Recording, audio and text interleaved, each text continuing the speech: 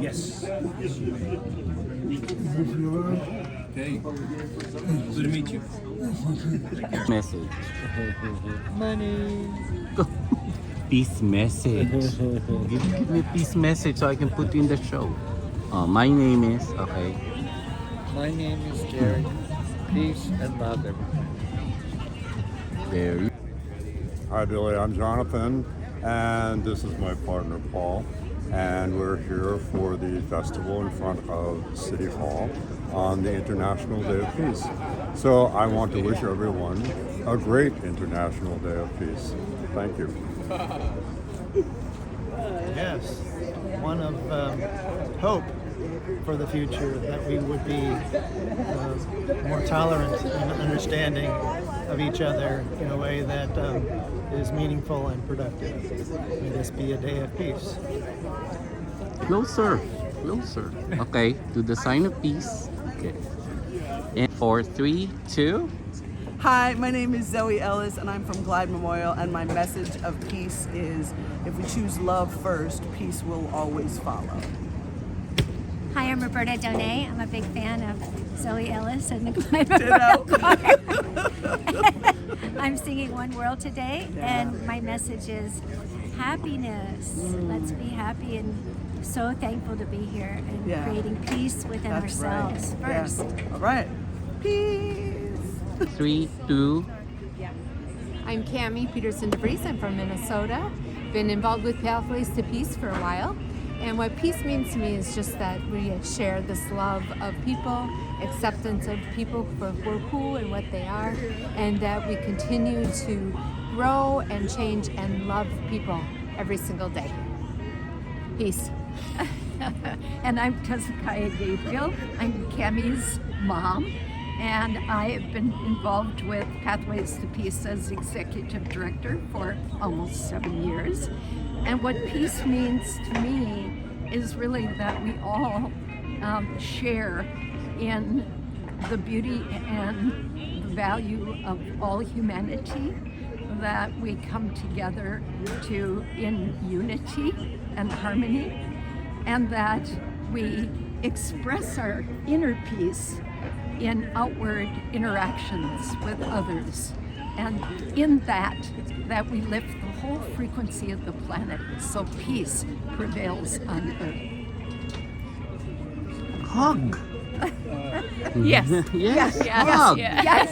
Yes. Yes. Forgot about that. Yes.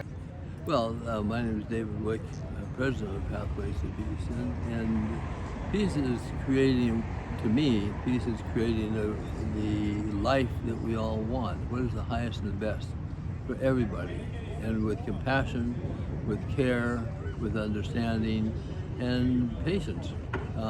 There's conflict in the world, but how do we do it without getting into any violence? There's talking, there's be in collaboration, finding ways to be in communication in the highest and best for everybody.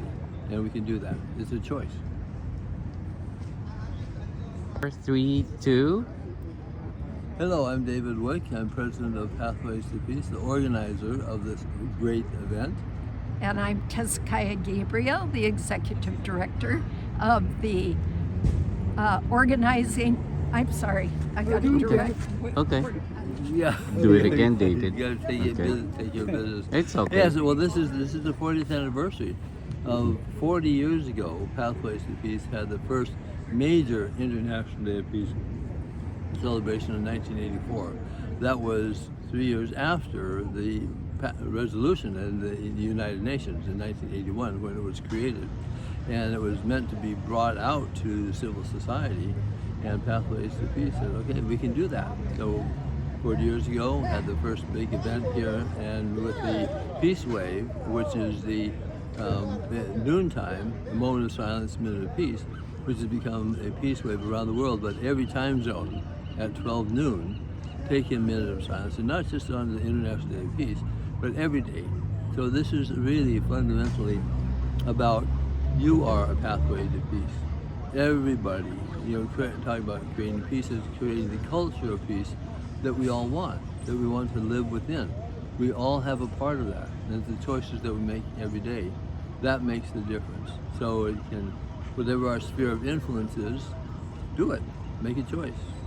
Go for peace. 3, 2. Hi, my name is Nick Mason. Peace means just loving, caring for each other. You know, take care of people you love, and especially your family. Take care of your family. Your family is your number one. Peace. Thank you. I'm Ray Naylor. The day of peace is, I pray one day no war, and that we can all live in peace in all countries across the world. Thank you. I'm Devo. What peace means to me is tranquility and balance.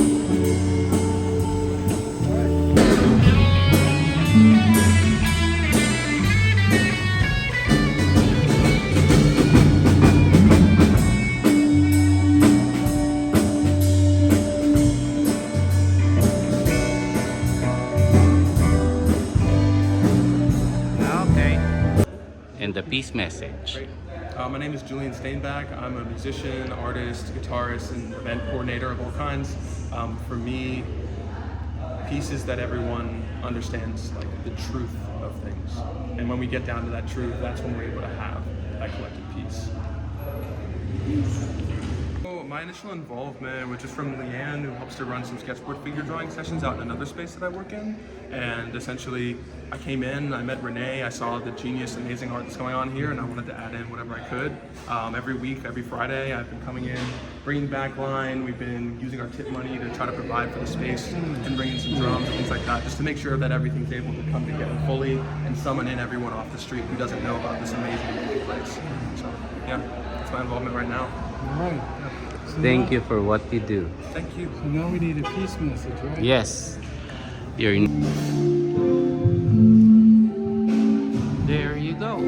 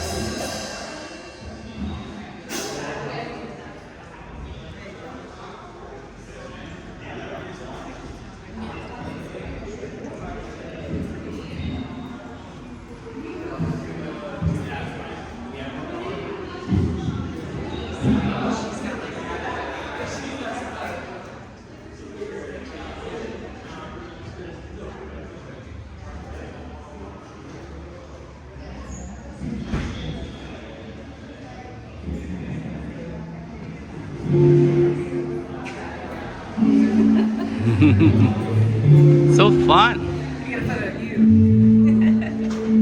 Tell us about your collaboration here in this space. What brought you together?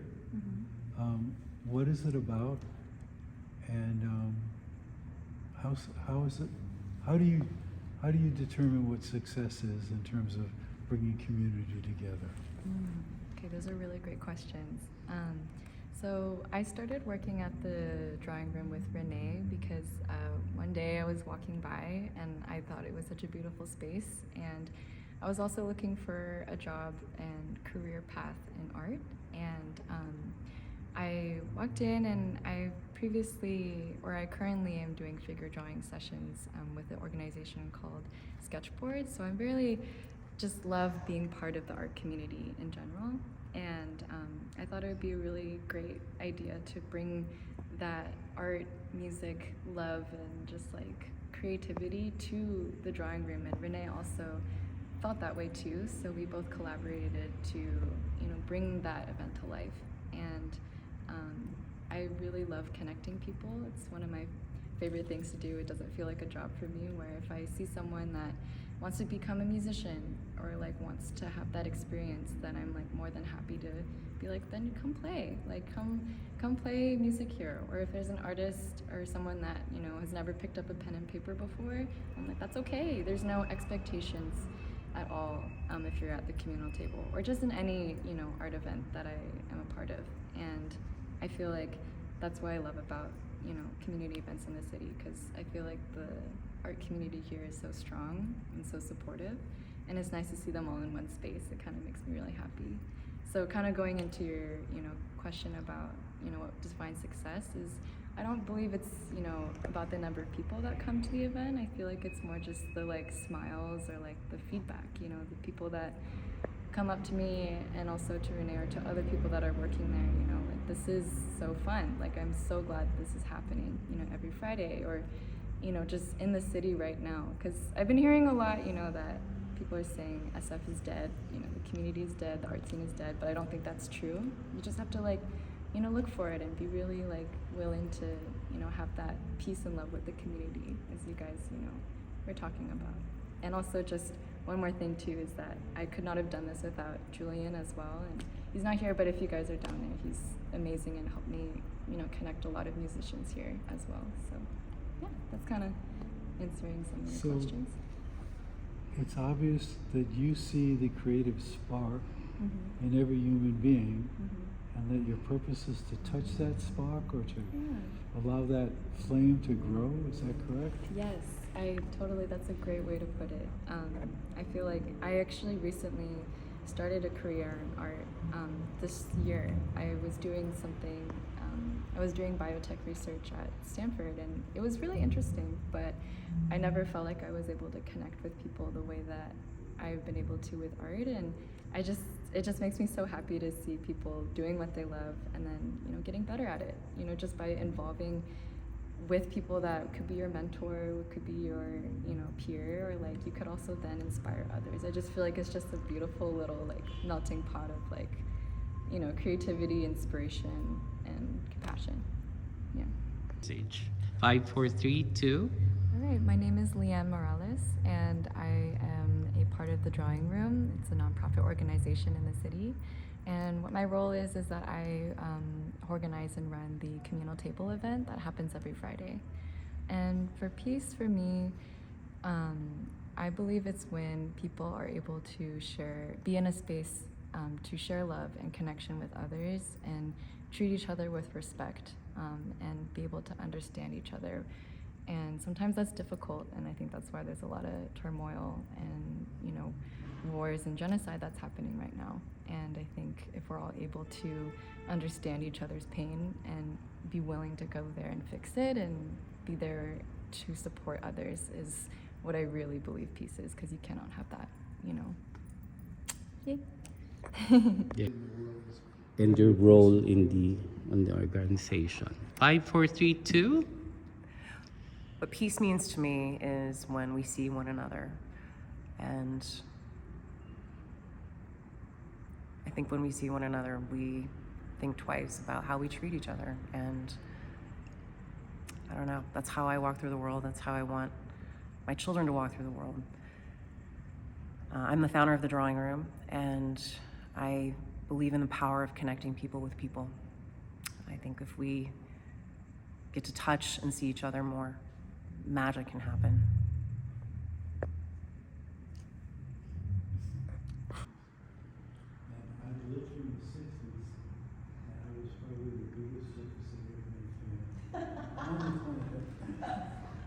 And I always felt, even as this 19-year-old kid, that I was going to do something with them. I didn't know them. I figured maybe I'll be a roadie, a backup singer. I'm going to do something with that.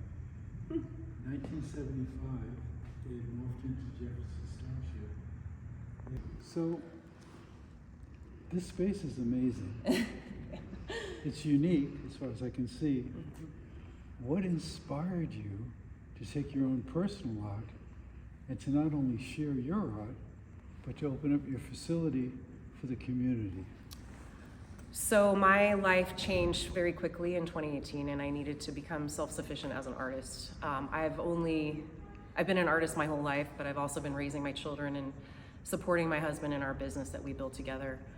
I had to figure out how to be alone and do that on my own. And the only thing I know is art, and I know a lot of artists. So I thought if I could bring my studio practice into an accessible space for people to see me working, see the many processes that I work in. I'm a printmaker and I'm also a multimedia artist. I could have conversations with people and build relationships with people based on the artistic practice. And then I could also share space with other artists, and they could share their practice, and the people that are supporting me would meet those people, and their support systems would meet my support systems, and our support systems would grow exponentially, and it would propagate. And when I started this, I had no idea, I really had no idea I would go any further than my little space on 23rd Street. I mean, I honestly didn't. Our first space that was given to us, literally, was on Mission and 23rd, and ironically, we're actually activating it again because the tenant who took it over signed a lease longer than their business has lasted. And so they are committed to the space for 3 more years and have asked us to come back in and turn it back into an art space. It's a furniture store now, but in about 48 hours, it will be a blank canvas for open studios. And the 10 artists that we've given space over to share their work. And I believe in the open studios model, and this year I got really involved to help Artspan have more artists be able to participate in a group site, because that's kind of the power of that event, is being in a place where you have a lot more artists around you, and there are more people coming to that group site because they're gonna park once or maybe twice. So I started all of this, and when I took over the space on Mission, it was right before COVID, and I had the opportunity to curate a show with Tom Seligman, and Tom is a retired arts administrator. He was the founding curator of the DeYoung's African Art Collection. He then ran Cantor Museum for almost 30 years. And Courtney Norris, who you met him. I got the space on Mission. I called her. I said, I have this big space. Do you know any artists that could use it for a show? And Tom, when he met her, said, hey, you're a curator, I'm an artist, let's do something. And she said, okay, well, let me think about it. I don't know where I would do it. And then I had a space. So we did it in our space, and it became the annex. And that annex, what I didn't know about Tom or think about was that Tom's community and his support system was a completely separate range of humans in the art world from my local emerging, almost established arts area. He brought in museum directors, he brought in established artists that I've been studying in art history. Like, his connections of people it was just amazing. And then after that, we did the Women Rising show, which was the first women's show, and it was our first open call. And 125 women submitted work. And I thought, God, when we first got it, I was like, wouldn't it just be amazing to fill this whole space with women artists from San Francisco or the Bay Area? And I was like 100 women, that would be so crazy. And we did. We actually had 125. And the gallery, the show opened right when the shelter-in-place orders happened and everything shut down in the whole world. But that show, I had given each artist, each of these women got a 12-inch square canvas to do a self-portrait. And we created a self-portrait quilt. And then when COVID happened, that quilt became this way to keep connected because people were sharing what they were creating. And then this group of 125 women became a community in itself. And their support systems were enormous. And the support systems of the women that I showed in that show have helped support us now as a nonprofit. They've helped foster this model of sharing space. because no one does it because we don't have enough to do it, which is untrue. We have a ton of space. It's just expensive. So for me, I've been very fortuitous as an artist to build relationships with people who happen to be related to building owners or be building owners because their families have these buildings. And it's not because they're insanely wealthy or come from wealth. It's that they're tied in their own way to the arts. And sometimes these properties are a conundrum. Like this beautiful space we're sitting in, it needs a lot of work. It's gonna be a very expensive project for someone to take on. I have a vision for myself, what I would do with this space. And I would turn this into a huge art studio space for artists to come and use it.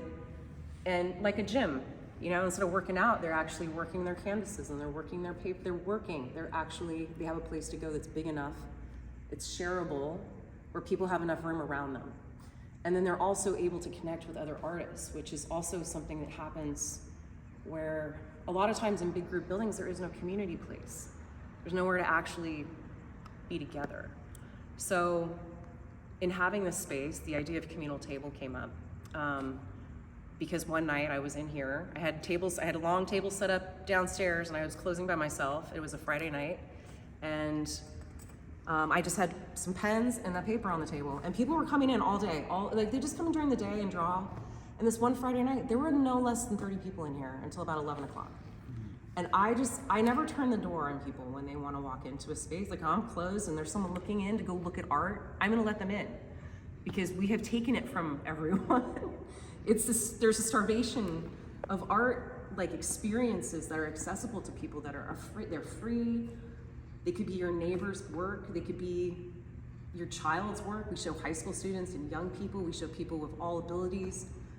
Every art show that we've hosted has grown our community broader because the themes are really more deeply tied to disparity and things that are missing or lacking. Our current call for art right now is called Future Tense that we're gonna do here. And we have about 62 artists that are participating and it's pretty political, but it's all over the map. Like what are people concerned about right now? We're coming onto this enormous election and what are artists thinking about?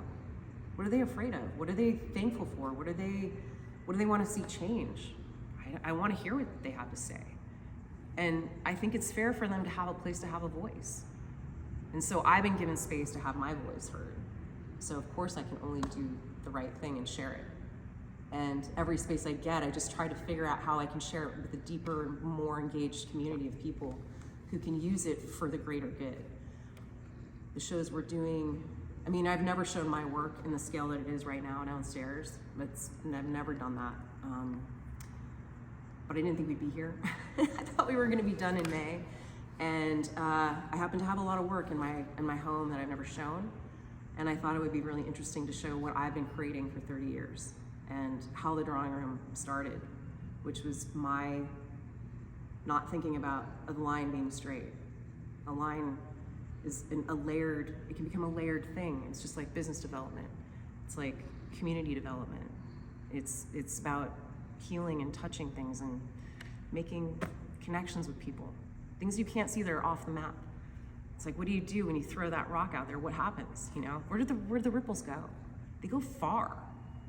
This space is insane. I mean, on a Saturday, if we have a pop-up for ceramic artists, which I try to do because ceramic artists are so many in the city now, they have nowhere to share their work or sell it or monetize it. So we open the doors, we'll have 1,000 people come through on a Saturday. It's magic, and it's the location. So we'll have this space and the one up on Mission, and then we have a space on Clement Street 2 and 3rd. And that's our my studio is in the back there. We've been there almost 3 years. And yeah, it's my curated. I find the artists for projects that we do from our open calls. So we have quite a pool of people we've met and gotten to show. It's pretty exciting. We had a high school art show in our last space that was 350 high school kids from the city. So we approached every high school and we let every kid in and we framed their work for them. And that was kind of special because people don't really give high school kids something really glorious. And squish them all together, like private, public, online. You know, maybe they didn't maybe they dropped out at their high school age, but they may make art. And maybe that's the thing that's keeping them going. right? Oh, shake hands. Thank you. Thank you. Thanks for listening. That was a very long story. That's okay. It's okay. No, it's a unique story, you know. It's like my whole life has been built around the power of intention. And by intention, I have been able to create unbelievable things, just like you have done, you know. I'll just tell you, the first event we ever did before we were Unity Foundation, which is now in its 48th year, I had this dream that we could bring all the organizations in the... Okay. So I have a belief system that every artist has a support system pushing them forward in their practice. And so one thing that we need as artists is space to share the work that we create and share it with the public so that people can engage in the work we're making and the things we're thinking about. And so in 2018, I decided to move my studio practice into a storefront space and here in the Mission District. And it sat adjacent to another little space that I curated with other local artists. And the works that we presented were touching on themes of mental health, relationships with people, housing disparity, farm workers, and we had so many shows. I think I was there for 3 years in that space, and during that time, I was given an opportunity to open a bigger space on Mission Street.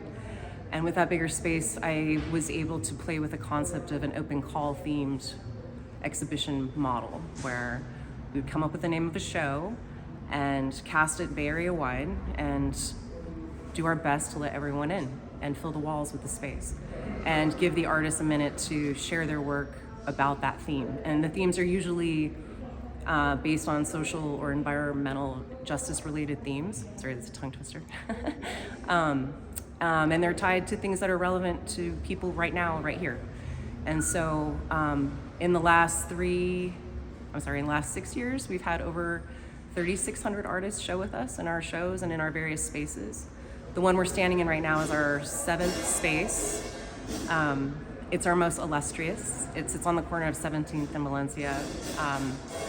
It's